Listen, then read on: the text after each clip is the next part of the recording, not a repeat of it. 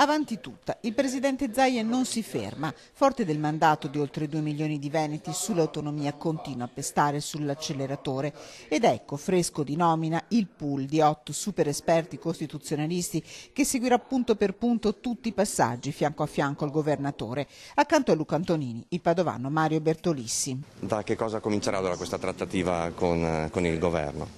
Guardi, qui ci sono le previsioni costituzionali che sono chiare nell'essere cornice. Al presidente Zaia le linee generali e la piattaforma base per la trattativa con Roma, che sarà approvata dalla Giunta per poi passare a Palazzo Ferro-Fini al voto del Consiglio regionale. Il presidente, il grande mediatore, i magnifici 8 a seguire ogni mossa. La parola d'ordine è ragionare, spiega Bertolissi. E si comincerà a ragionare. Ecco, uso il termine ragionare perché credo che questo sia davvero un dato essenziale. Non lo dico pensando a nessuno né facendo delle polemiche, ci mancherebbe, ma la trattativa è il luogo del confronto e del ragionamento. Tutto scritto nella Carta Costituzionale agli articoli 116 e 117. Il Veneto aspetta. La richiesta riguarderà la possibilità di disporre di maggiori poteri e correlativamente di maggiori risorse per essere più efficaci sul territorio e adeguare le stesse alle necessità